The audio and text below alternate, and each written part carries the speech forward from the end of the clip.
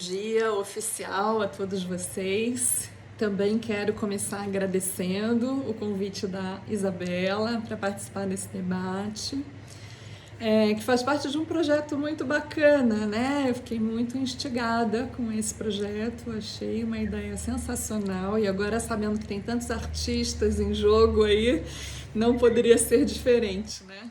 Uma boa ideia como essa, né? Eu achei muito bonito quando a Isabela me mandou o áudio contando um pouco do projeto e ela falou, é um exercício de hospitalidade, né? É um espaço para pensar a vida, né, Isabela? Você falou isso, então eu estou muito feliz de ter sido convidada e de poder estar com vocês aqui para a gente pensar junto, ampliar aí uma reflexão sobre esse tema e também compartilhar nossas experiências estéticas com o filme, né? Que é um filme muito bem produzido, os atores muito bons nos seus papéis, então a gente tem tudo isso, né? Tem tanto o tema do filme, que a gente vai ter muito que conversar, mas também tem essa experiência estética que todos que produziram o filme e os artistas que interpretam os personagens nos proporcionam, né? Então, eu acho realmente que é uma direção excelente, um roteiro sensacional, a forma como eles vão nos apresentando, nos colocando em contato com as ideias, né, que querem trazer do filme.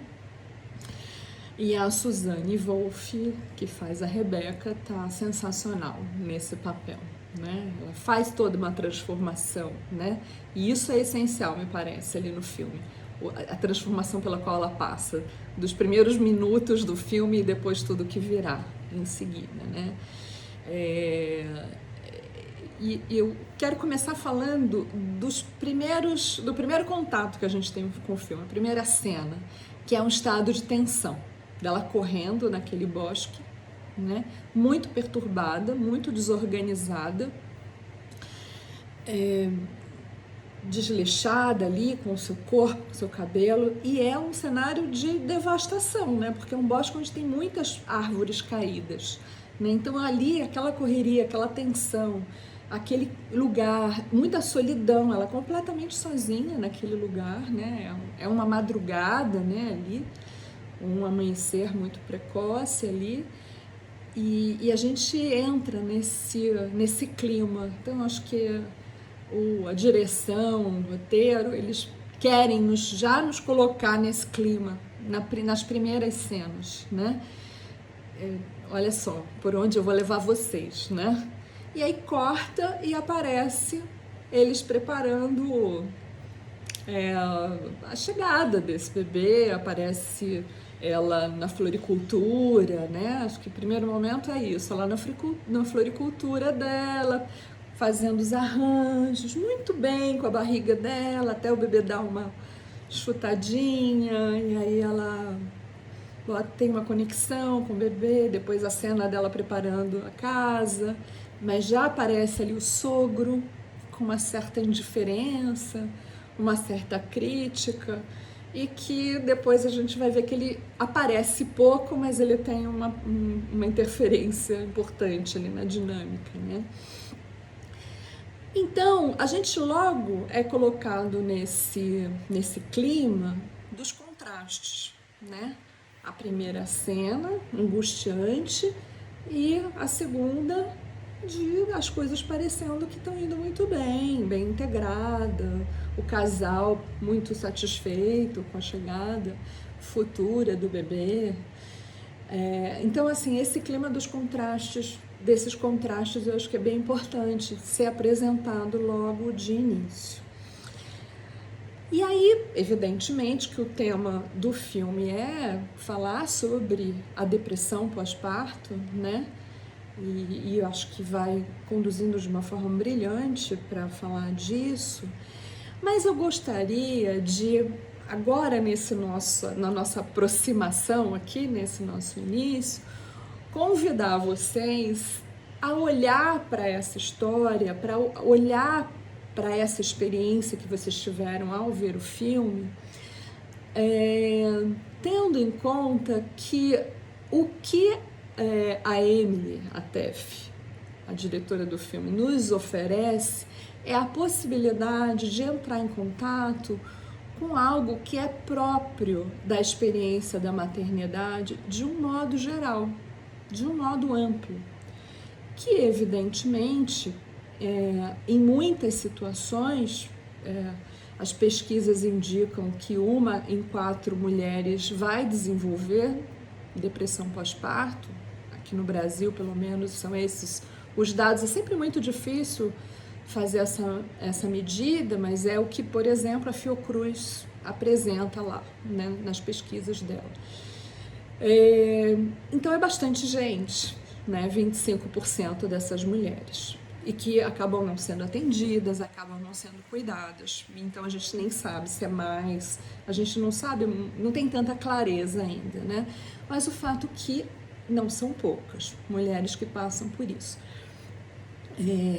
Mas embora, se a gente for pensar que 1/4 das mulheres chegariam a esse estado de agudo sofrimento, né?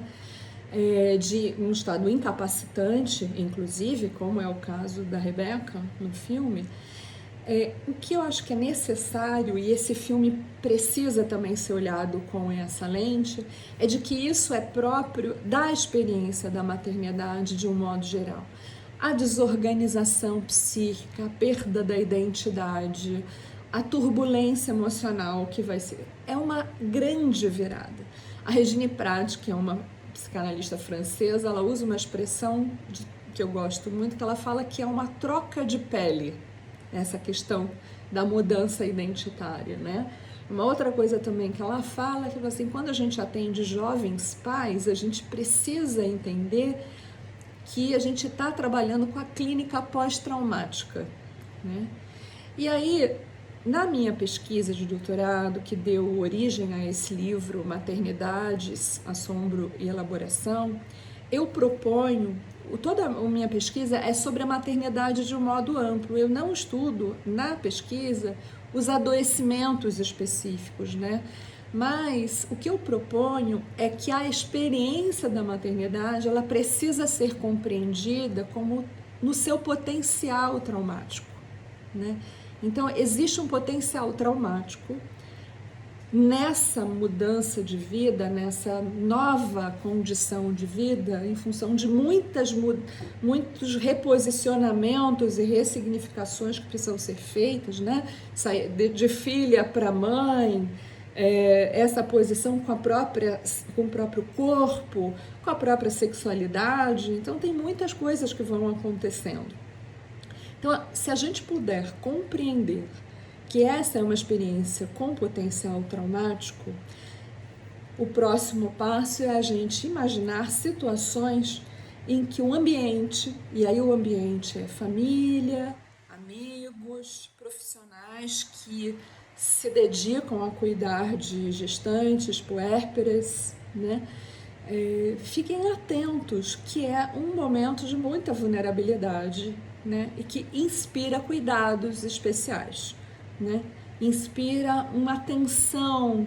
A gente precisa escutar essas mulheres tendo essa modalidade de escuta mais polifônica, tentando entender tudo que está sendo comunicado, com as expressões, com os silêncios, com as falas, com o que mudou, né? Eu estou começando a falar desse modo mais amplo, justamente para que a gente entenda o que a gente vê nesse filme já é a radicalidade de algo que é próprio de todas as mulheres que passam pela experiência da maternidade. Talvez a gente escute de muitas mulheres algo assim, não concordo com isso, para mim foi super tranquilo. Evidente que a gente vai escutar. É porque vai depender de vários fatores. As próprias condições psíquicas anteriores dessa mulher, a rede de apoio que ela tem, os vínculos, a qualidade dos vínculos, né, que ela tem, a condição socioeconômica, evidentemente, né? Então, vai ter as condições de saúde desse bebê que chega, as condições de saúde dessa mulher no pós-parto, né? Como que está o pai, como está a relação com esse pai, de que maneira que ele está inserido, né, envolvido com essa chegada da parentalidade. Então, são inúmeras variáveis que vão contar a favor ou contra, né? Então, uma vez que tudo isso esteja bastante bem encaminhado, é possível, não é garantido, né? Mas é possível que as coisas possam correr com uma certa boa condição. Mas, se não, a gente tem um risco muito grande de sofrimento. Em todo lugar que eu vou falar sobre isso, né, e as aulas que eu dou, e, enfim, por onde eu vou circulando, a reação é sempre sempre tem na plateia, sempre tem nas interlocuções, mulheres que falam assim: eu vivi isso, mas eu não pude falar. Eu não tinha com quem falar. Ninguém me dava esse espaço. Uma das mulheres que eu entrevistei durante a minha pesquisa me falou assim: eu sempre sonhei em ser mãe. E aí, quando nasceu minha primeira filha, eu fiquei muito perturbada. Eu chorava muito, eu fiquei muito, muito perturbada. Minha mãe e minhas irmãs vieram me ajudar, meu marido estava ali, mas ninguém admitia que eu chorasse. Me davam todo o suporte objetivo, todas as ajudas, ficaram mesmo, se revezaram na minha casa, ela dizia. Mas eu chorava muito, e toda vez que eu chorava, o que eu escutava era: como você chora, seu bebê tem tanta saúde, você está tão bem, né? Isso é até um pecado, você está nesse estado. Então ela se recolheu. Ela tinha uma rede que dava um suporte do ponto de vista objetivo, mas era indisponível para ouvir o sofrimento dela. Até que ela faz um contato com uma amiga, e essa amiga, que tinha também passado por algo semelhante meses antes, se conectou muito a ela. E ela tem a seguinte frase assim: eu falava sem fim com essa minha amiga, nem me lembro o que eu dizia, mas ela me escutava sem nenhuma crítica, ela simplesmente me acolhia e me escutava. E aí ela expressa muita gratidão a essa amiga, né? Então, o que eu acho que é muito importante a gente ter em conta é que a obra de arte é sempre maravilhosa para poder expressar coisas que a gente nunca vai conseguir falar do ponto de vista da psicanálise ou de outras teorias, né? Então, essa cena inicial desse estado de angústia, dessa desorientação, dessa vontade de fugir, de sumir, né, de sair daquele estado, é muito eloquente para falar sobre a entrada na maternalidade. Maternalidade é uma expressão proposta, uma palavra proposta pelo Paul-Claude Recamier a partir do termo parentalidade, e ele prefere então usar maternalidade porque ele vai denominar os estados psicoafetivos que se desenvolvem na mulher por ocasião do nascimento do seu filho, né? Então tem um pouco para diferenciar de maternidade, que tem essa compreensão um pouco mais ampla. Então ele usa esse termo maternalidade, e que eu me apropriei bastante lá no meu livro. Mas então, essa experiência é uma experiência que perturba, que desorganiza. E eu também achei muito bom do filme fazer esse contraste, né? O contraste de um momento tão agradável, tudo está indo muito bem, e a gente vê que ao momento do parto a gente já está entrando com ela nesse estado desorganizado, né? A cena, a gente tem muitas cenas de parto no cinema, na televisão, né? A gente conhece muitas cenas de parto filmadas, mas ali ela quer nos mostrar uma cena de violência, né? É uma cena de desespero, de muita dor, né? E a Regine Prat também fala: o parto é extremamente violento. Então, Quem é médico sabe muito bem disso, porque mesmo que não trabalhe com obstetrícia, já passou por isso em algum momento, né? Um parto é uma situação de muita violência, muito desespero. A cesariana, então, é uma violência sem fim, né? Abrir, fazer toda aquela coisa estranha que é feito durante uma cesárea.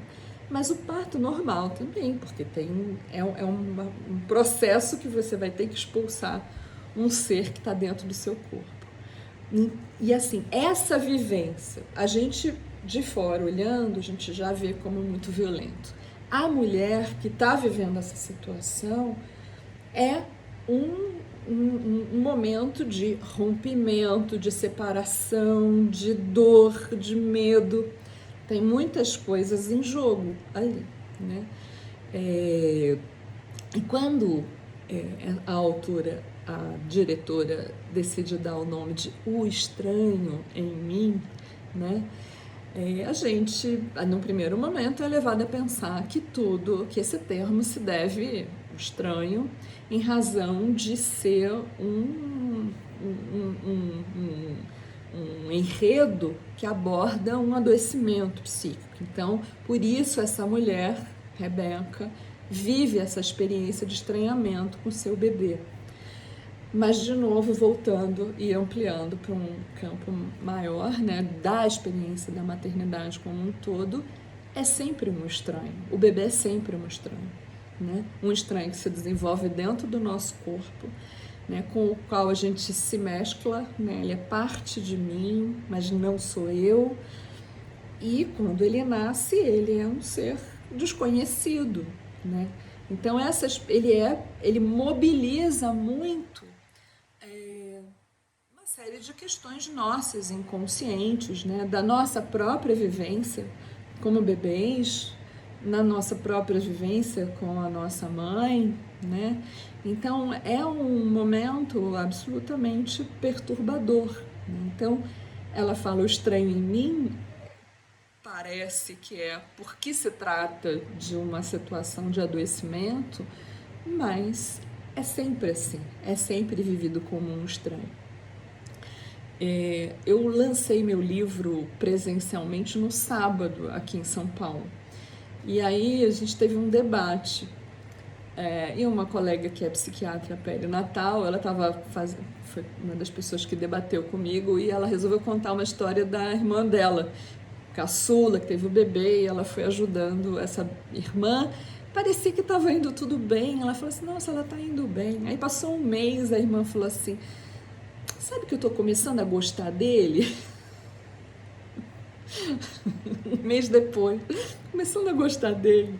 Aí ela falou, puxa vida, eu tava achando... Ela, uma profissional da área, e ela, inclusive, dando esse testemunho, né? Ela falou assim, eu tava sentindo que parecia que tava tudo bem, né? E olha o que ela me diz, né? Então, o que estava acontecendo durante esses 30 dias? O que essa mulher estava vivendo? Né, também, né, com esse estranho. Precisa ser construída, é uma relação que precisa ser construída, né? E no imaginário da nossa sociedade, nesses mais de 100 anos que a gente foi idealizando a maternidade, esses assuntos que são tão verdadeiros, tão próprios da experiência de se tornar mãe, eles precisaram ser soterrados, né? Porque a maternidade precisa ser sempre pensada como idílica, como uma bênção, como uma grande alegria, e que não se pode de forma nenhuma falar de dores, de sentimentos hostis, inclusive, porque é abominável. E com esse recalcamento social dessa temática, desses afetos não tão nobres e admiráveis, né, da mulher com relação ao seu filho, com relação à maternidade, acaba produzindo muito sofrimento. E o fato é que a gente precisa muito que a mãe esteja bem. Então a gente precisa criar condições para ajudar essa mãe a desenvolver o seu próprio estilo de maternar, a sua própria maternidade, né? O nome do meu livro é Maternidades, no plural, porque o que eu proponho é que a gente precisa aceitar e viver as diversas possibilidades de ser mãe. Não existe um modelo que as pessoas precisam seguir. Precisa-se pensar um jeito que cada uma vai poder ser mãe. O que de fato precisa acontecer é que esse bebezinho precisa de investimento amoroso, né? Investimento narcísico. A gente precisa cuidar desse bebê muito bem desde o início. Às vezes, a mãe não vai conseguir, porque está num estado mais adoecido mesmo, mais desorganizado. Daí é necessário que alguém venha em socorro ali, temporariamente, mas sempre com a ideia de sustentar o lugar da mãe, né? Para que ela possa ser cuidada e depois retorne. A gente vê isso acontecer no filme, né? E assim, pensando um pouco mais na questão do filme, ela joga uma luz bastante grande na indiferença do entorno, né? É muito impressionante, porque para o espectador a mudança de humor da Rebeca é evidente. Na hora que o bebê é colocado no peito dela, logo que nasce, ela já tem assim um estranhamento muito grande. Ela fica muito incomodada com aquilo. Depois tem aquele momento que chega a cunhada, que também é uma cena estranha, porque a cunhada fala assim: eu nem sabia, fiquei sabendo agora. E a Rebeca, assim, meio distante, foi tudo bem, uma frieza no clima, né? A gente pode até pensar uma questão mais cultural, né? É um filme alemão, a gente está aqui do nosso país tão caliente, observando a cena, mas é esquisito, né? Aí a tia pega no colo e tal. Confesso que no primeiro momento me impactou a tia pegar no colo e ficar olhando o bebê assim, segurando no ar, né? E eu falei assim, meu Deus, ela não vai botar no colo, não vai acolher, vai ficar segurando a criança, depois ela coloca, né? Mas são várias sutilezas que vão nos causando uma certa aflição. E a Rebeca muito distante. Depois tem uma cena da Rebeca tentando amamentar e não está conseguindo, como é muito comum, né? Apega aí, precisa às vezes de muita paciência, de ajuda, de tempo. E a enfermeira, muito bruta também, fala assim, tá bom, depois a gente volta, né? E ela fica lá cheia de culpa, né? Assustada, não sabe nem o que está fazendo ali, ela está completamente desconectada. E o marido chega, fala, vai dar tudo certo e tal, mas quase nada de empatia, né?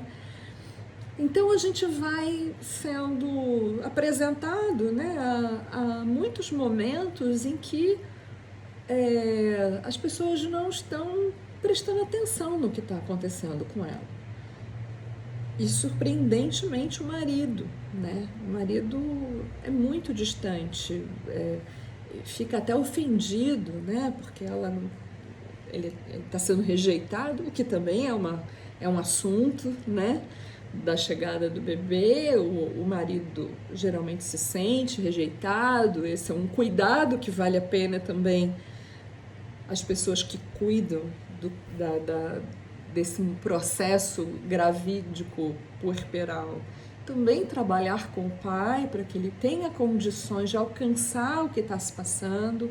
O pai também passa por uma perturbação, de uma crise de identidade, ele também precisa ser cuidado. Então ele também estava vivendo provavelmente lá as questões dele e acabou expressando uma grande indiferença e muita fragilidade, né, que acaba se submetendo às falas do pai dele, da irmã, né? Mas a gente tem um momento da conversa dela com a mãe pelo vídeo, né? E ela sem câmera, a mãe só escuta ela. E ela tá vendo a mãe, mas a mãe não a vê. E ela se emociona e vai chorar assim. Ela sai de perto e vai chorar, mais à distância. E volta, se recompondo. Mas a mãe percebe que tem algo que não tá bem. A mãe mora no Canadá, né? E aí chega o marido tarde, né? E a mãe fala para ele: não deixe ela sozinha. No início é muito difícil. Então tem uma fala assim de alguém que captou o que estava acontecendo e que precisava e convocando o marido. Aí na conversa a gente fica sabendo que tem alguém que está muito doente, talvez o marido dessa mãe, por isso acho que é um pouco para dizer para a gente por que a mãe está lá hoje, né? Bom, e aí ela começa a ter muitos momentos de sofrimento. Ela até tenta voltar a trabalhar, né? Ela volta para a floricultura, se angustia muito, ela liga para uma amiga, a amiga vai, mas tem uma indisponibilidade também, né? Embora ela tenha aparecido lá assim que chamada, mas a amiga tem os compromissos dela, não vai poder ficar, né? Então, assim, é uma ajuda que vem, mas também não alcança a gravidade da situação. Então vamos, tem o momento da banheira também, né? Que acho que é bem chocante, né? Que ela tem esse ímpeto de afogar o bebê. E esse também é um dos capítulos do meu livro onde eu falo da ambivalência de sentimentos na experiência da maternidade. A gente fica muito chocado, né, ao ver a cena, mas de novo,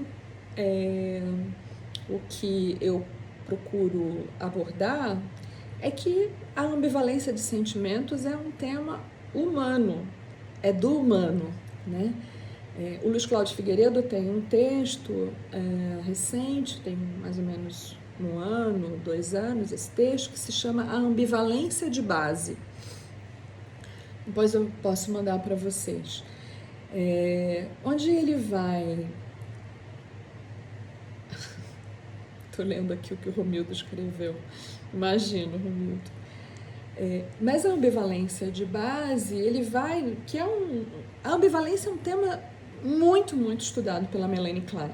A gente vê na obra do Freud esse tema da ambivalência desde muito cedo, e a Melanie Klein, ela aprofunda nessa questão, né? Ela vai falar bastante do amor e do ódio, né? Em conjunto. No texto A Pulsão e Seus Destinos, o Freud vai falar que o ódio é anterior ao amor, né? Ele vai falar que o ódio é quando você se depara com a diferença, né? Ou seja, eu dependo do outro. Então, o primeiro movimento é o ódio, porque antes, naquela experiência do narcisismo primário, você estava completamente atendido. Você não tinha noção que você dependeria de outra pessoa. Parecia que era você mesmo que dava conta das suas necessidades. E quando eu começo a me deparar com as falhas, com a frustração, com as micro ausências, eu começo a me deparar com o fato de que que existe um outro que vai precisar me atender, né? E que então o Freud fala nesse texto que o ódio é anterior ao amor. Mas o próximo passo é você ser atendido, né? Você ser socorrido, ser cuidado quando tudo dá certo.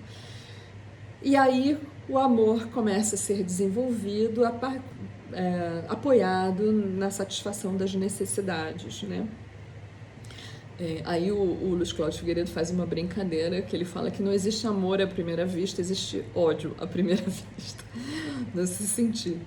Mas ele vai fazendo essa provocação no sentido de que a gente possa se aproximar da ideia de que amor e ódio estão ali de uma forma muito juntas, né? Desde o início, que é o que ele chama então de ambivalência de base. Se a gente puder falar mais sobre isso, ter mais contato com essa possibilidade, isso pode fazer com que esses afetos hostis sejam menos ameaçadores, tanto para nós quando os vivemos, quanto quando a gente vê isso com os nossos pacientes, nossos analisandos, e mais ainda com relação à mãe, né? Então, se a gente puder ouvir sem sem ficar muito impressionado, mas imaginar que isso faz parte das experiências humanas e que ele não vai precisar dominar, isso não significa que você é uma pessoa completamente do mal, que vai destruir o outro porque você tem afetos hostis, mas que eles precisam ser inseridos. Então eu trabalho no meu livro com uma autora, uma psicanalista inglesa que se chama Rosika Parker, que ela escreveu um livro todo sobre ambivalência materna. Se chama A Mãe Dividida. E ela faz um percurso, e ela vai na literatura, ela vai nos casos clínicos, nas entrevistas, onde ela vai destacando em vários momentos em que está narrado, Virginia Woolf, vários autores, que vão falando da sua experiência com afetos hostis em relação aos filhos. E uma ideia sensacional, que é da Melanie Klein, é que quando você faz contato com os afetos hostis, abre o campo que é super valioso para a saúde mental, que é o campo das reparações, né? Então, a capacidade de reparar é o nosso grande trunfo, desenvolver a capacidade de reparar. Porque ao longo da vida a gente vai cometer muitos estragos com a gente mesmo, com o nosso entorno, com o ambiente. É impossível estar no mundo sem cometer estragos no ambiente. Então, assim, é inevitável. A gente vive uma época, assim, onde do politicamente correto, da ideia do bom contra o mal, tem a turma do bem, a turma do mal, isso muito apartados, isso é muito perigoso, né? Porque parece que então o mal está todo fora de mim e dentro de mim só resta o bom. Isso não é verdade. Essa ambivalência está presente em todos nós. E aí quando a gente pode fazer contato com essa ambivalência, com essa gama de afetos, né, a gente pode se dispor a reparar, né? E a gente vê isso no filme. Ela tem aí essa experiência, ela vai, depois que acontece o colapso, né? Ela esquece a criança na rua, ela tem essa crise de ir para o bosque caminhando no meio da madrugada e fica lá desacordada, acaba sendo internada. Na primeira internação, ela é bem mal cuidada, né? Tá, a mãe fica assustadíssima quando chega, vamos tirar ela daqui.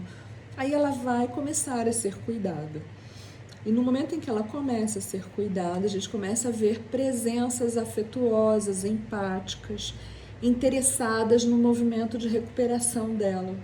A mãe é muito acolhedora, faz um trabalho muito próximo dela, com muita consideração. Aí aparece aquele primo da mãe, né, onde ele vai hospedar ela. Ali tem muita hospitalidade, voltando no termo da Isabela, né? Muita hospitalidade lá desse primo, né? Ela tem um lugar para ela ficar, ela vai na terapia e tem aquele trabalho lindíssimo que a gente não sabe muito bem o que é, mas parece uma fisioterapeuta, uma terapeuta dessas relações mãe-bebê, mais do toque, do corpo. Mas é um lugar que ela vai para lá e essa pessoa vai fazer a mediação, vai ajudar ela a se reconectar com o filho.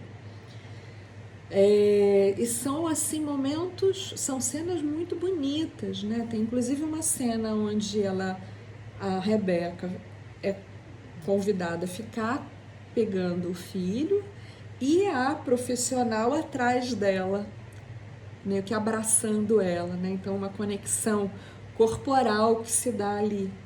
E ela vai encorajando muito a Rebeca a cuidar, a se aproximar, que é o oposto do que faz o marido e a família do marido, que tenta romper esse laço, afastar, vendo a família do marido tá numa posição maniqueísta, né? Então a mãe se torna o mal e eles são os bons, os que vão cuidar. Levam até essa criança para uma terapia, né? Tem um momento lá que eles falam, né? Para que ele aprenda a lidar com os sentimentos. Alguma coisa assim é dita, muito esquisito esse momento lá que estão levando essa criança para uma certa terapia, onde a mãe não está incluída, quer dizer, o Winnicott é muito claro com relação a isso, né? Não existe o bebê sem a mãe, né? Então, qualquer trabalho com essa criança precisaria incluir a mãe. Então, eles têm um contraste entre o que essa família faz com esse bebê. Eles estão muito preocupadas com esses cuidados corporais e tal, e tomam a mãe como sendo um perigo para a criança. E os trabalhos que são feitos, os trabalhos terapêuticos que são feitos com a mãe, inclusive a própria mãe, o primo e tal, especialmente o terapeuta dela e essa moça, essa outra profissional que faz esse trabalho mais corporal, eles vão criando condições para que essa mãe possa maternar essa criança, né? Eles foram capazes de acolher esse estado que a mãe estava, né? Essa condição psíquica dela, e reconhecer a possibilidade dessa mulher desenvolver o seu próprio estilo de ser mãe. E aí a gente vai vendo a transformação da Rebeca a partir desses cuidados, né? Mesmo com toda a dificuldade que ela vai enfrentando nas tentativas dela de se aproximar da casa do marido e tal. Pode ser até que, como é um filme, a gente pode imaginar que precisa ser contado, né, naquele tempo, né? Então as coisas acabam ficando muito condensadas. Pode ser um pouco caricata essa família do pai, mas não é incomum isso acontecer mesmo, né? A gente estranha muito o quanto ele vai se revelando uma pessoa muito, muito fragilizada, né? Esse pai. É só mesmo no final do filme que ele vai conseguir se reconciliar com a mulher e poder pensar a possibilidade de construir a parentalidade a dois ali, naquela companhia, né?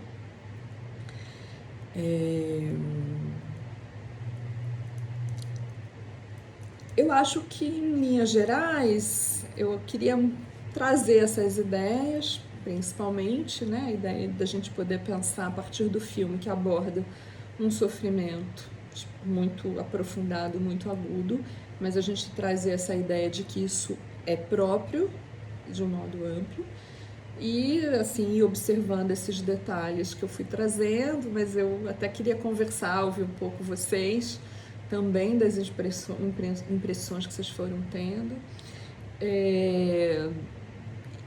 E assim, o meu desejo é sempre de que a gente possa ampliar essa discussão para que a gente possa influenciar de fato a cultura, né? No sentido de criar dispositivos cada vez mais nos diversos contextos, para que essas mulheres possam, as mulheres e os homens, as mães e os pais, mas a gente sabe de uma especificidade que acontece com a mulher, porque é no corpo dela que esse bebê vai se desenvolver.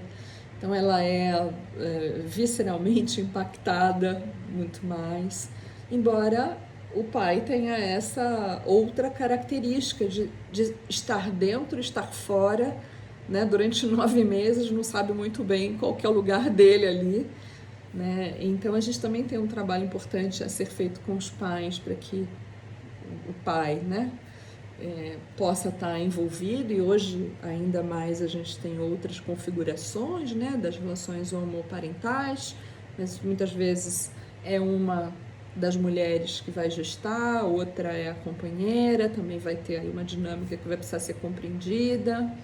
No caso, quando são dois homens, né, duas pessoas do sexo masculino que vão ter um filho, ou é uma barriga de aluguel, ou é uma adoção, e também vai ter uma dinâmica que a gente vai ter que pensar. Mas o meu estudo foi especificamente sobre mulheres que são as mães biológicas dos bebês. Acho que cada um vai ter outros desdobramentos a pensar, né? Então acho que eu vou dar uma parada, Isabela, para a gente abrir para uma conversa e vamos acrescentando aí mais algumas coisas.